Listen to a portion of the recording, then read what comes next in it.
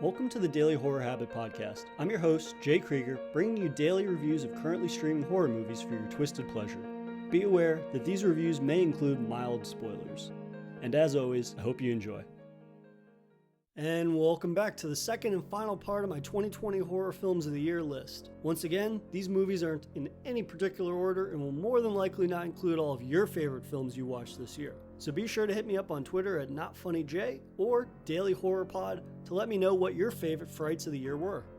And if you missed part 1, please go back and give that a listen to see if I did manage to highlight one of your favorites of the year as well. And now, without further ado, my part 2 of my films of the year. Get Duped, currently streaming on Prime Video. Goddamn, do I love stumbling upon movies with zero notion as to what they entail past a brief synopsis, which usually oversimplifies the contents found within. An example of that would be writer and director Ninian Doff's directorial debut horror comedy, Get Duped. A group of misbehaving lads are forced to venture into the Scottish Highlands for the Duke of Edinburgh Award, essentially a camping trip. But this year's trip explodes into a fight for survival as the boys are hunted by masked hunters treating them as game. First and foremost, the group of lads are absolutely hilarious. Viraj Junja, Rian Gordon, and Lewis Gribben all give equally varied and hilarious performances as dunces, contrasted against the sheltered but good-natured Samuel Bottomley, who tries to steer them into the light. The film's vernacular of brash and bodacious humor and personality makes each character complement one another, along with their hijinks. Whether it's DJ Beetroot plastering his stickers all over the Highlands or Duncan's dim-witted antics, each lad is a character in their own right. The film's Shaun of the Dead-esque humor is further complemented by Doff's trippy visuals and aesthetic, which permeates largely from his background in directing music videos. These visuals are used for comedic effect when the Highlands takes a trippy turn that largely fuels laughs but also the music video-esque sequences. Get Duped was the film that I showed to multiple friends over the course of the year during get-togethers and is best enjoyed over a few beers or a sesh or two. So be sure not to miss one of the year's best horror comedies. Host, which is currently streaming on Shudder. Like most innovative subgenres, found footage has been around long enough to chalk up a handful of decent utilizations of the genre and a lot that have missed the mark.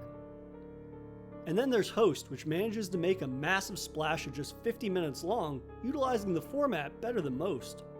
Directed and co-written by Rob Savage along with fellow writers Gemma Hurley and Jed Shepard, Host's haunting tale is from the perspective of a Zoom call in which 6 friends have joined to participate in a seance. Though when one disrespects the rules and accidentally invites a demon entity into the group, the 6 must contend with the haunting that they are connected by, despite being in different locations. Now, Host is remarkable for a number of reasons. For one, it was entirely shot during COVID, so the entire thing was shot over Zoom, and actors were in charge of their own special effects. A remarkable filmmaking feat in its own right, but the film also is damn scary and holds up on multiple rewatches. It begins with a phenomenal cast that all facilitate their archetypes with an authenticity that, when paired with the Zoom presentation of the film, gives the audience a rare sense of immersion. Pair this with watching the movie yourself on a laptop with headphones and the lights off, and you might as well be a 7th participant in the seance. There's also something to be said for the 50-minute runtime, which allows Host to move at an effortless pace, ramping up to its scares nicely while giving us enough time to become invested in these characters. As the film is currently sitting at a whopping 100% on Rotten Tomatoes, its success is evident, but I'm hopeful it will live on as an example of what indie filmmaking is capable of, no matter the restrictions you might have. And now for a brief intermission. If you've been enjoying this episode of Daily Horror Habit, please take a moment to subscribe to the show on your preferred streaming platform or leaving a review on iTunes. And thank you for your continued support, which drives the show's success. And now, without further ado, let's get back to today's horrifying episode. His House, streaming on Netflix. Once again, one of the year's best films released by Netflix was marketed so poorly that I almost missed it. Honestly, Netflix, let's get it together and take all the love you give to the seasons of old sitcoms to legit, masterful original films. My sass aside, His House being Remy Weeke's directorial debut and sitting pretty at 100% on Rotten Tomatoes is insulting in just how easy he makes it look. It isn't just that His House is terrifying, but it's that it's multi-layered in more ways than one. A couple escaping the horrors of their homeland arrive in England looking for a fresh start, but when they arrive, they're treated as outsiders and made to feel inferior to the native Englishmen. But the more immediate problem, they've brought something from their home with them, and it now resides within their new home. The film does such a tremendous job of capturing the essence of a haunted house film in that it focuses on the plight of its characters and the things that haunt them long before the actual haunting occurs. And once that haunting does occur, the scares are intrinsic to their experience, adding weight that far supersedes their ability to make the audience jump.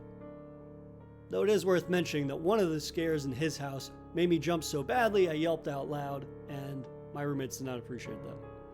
Toss in 2 stellar performances from Wunmi Mosaku and Soap Dorisu, and his house is a stunning horror achievement that should be at the top of everyone's watch list.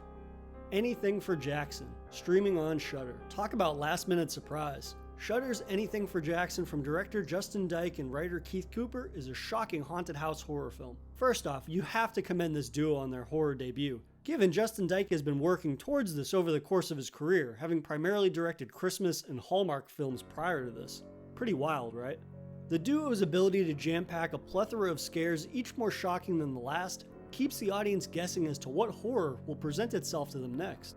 Another film that I'm hesitant to reveal too much about, but rest assured, for a first-time horror director, this duo has a very, very spooky future ahead of them. So be sure to check out Anything for Jackson. Sputnik, currently streaming on Hulu.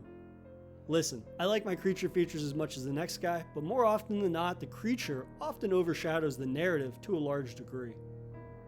Which, hey, it's cool. Creatures and Monsters Wrecking Shop is very much my jam. But every once in a while, some substance to go along with the carnage would be nice, you know?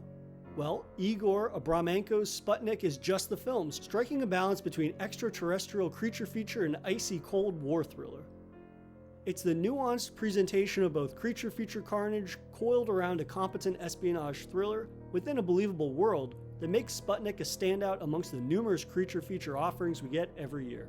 Again, I'm hesitant to say much more than that, so definitely go ahead and check that out while it's streaming on Hulu. And that'll do it for my favorite films of 2020. I'm sure I missed a few you've enjoyed this year, so feel free to hit me up on Twitter at NotFunnyJ or Daily Horror Pod to give me your favorite films of the year, and I'll see you tomorrow for another episode of Daily Horror Habit. If you enjoyed this episode, please subscribe to Daily Horror Habit on your preferred streaming service and follow @Daily Horror Habit on Instagram and @Daily Horror Pod on Twitter.